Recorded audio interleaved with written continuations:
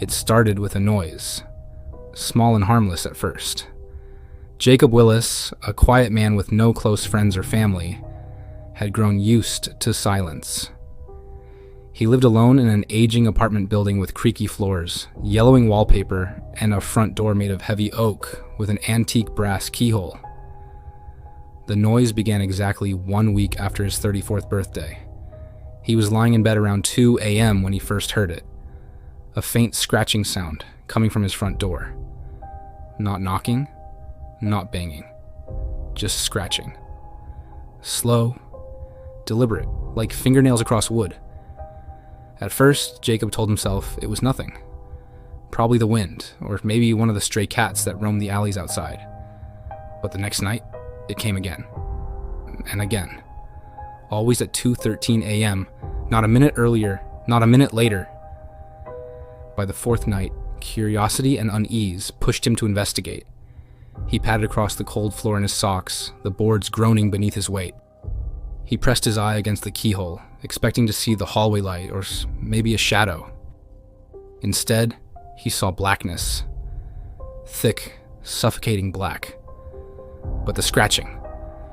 It stopped the moment he looked. That's when the pattern began. Every night, scratching at 2:13. He'd look, he'd see nothing. But it always stopped when his eye met the hole, as if whatever was on the other side knew he was there, watching. He considered setting up a camera. He even placed his phone on a stack of books aimed at the door one night. But the next morning, the phone was on the kitchen counter, screen cracked, recording erased. He didn't remember moving it. On the seventh night, everything changed.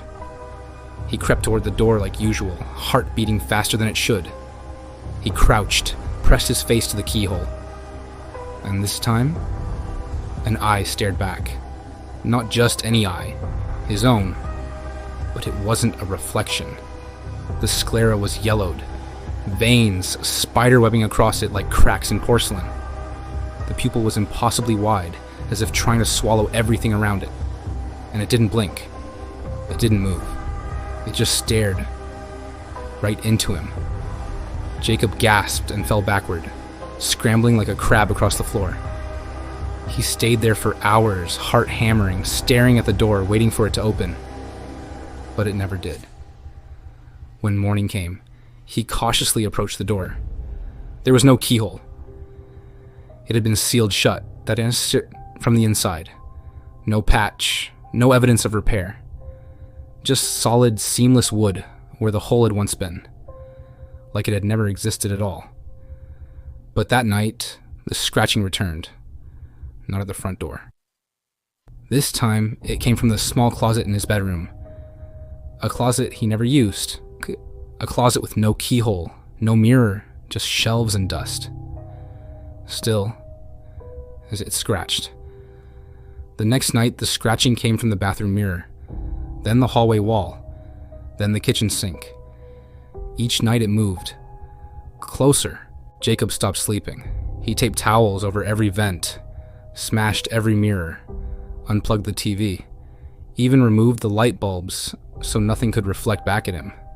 But the eye found new ways, in puddles of water, in the glossy black screen of his microwave, in the shine of his fingernails. Wherever he looked, there it was, watching, waiting. He saw a therapist, he tried medication, but nothing helped. The eye followed. And then things got worse. The scratching was no longer confined to 2:13 a.m. It came in the middle of the day, during meals, while he showered, while he tried to scream. One night, desperate, Jacob ripped open the drywall in his bedroom. Behind the insulation was something he would never forget. A hollow cavity, and in it, hundreds of eyes. Human eyes. Dried and crusted. Nailed to the beams. Watching. He vomited on the spot and fled. He stayed at a motel for 3 nights. The scratching followed him there too. The clerk said no one had ever stayed in room 8 before. On the fourth morning, Jacob woke up with bruises under both eyes and a note carved into the motel room mirror. "I can see you now." He checked out and returned to his apartment, his mind fraying, sleep-deprived, and haunted. He considered moving, running, but somewhere inside, he knew it wouldn't matter.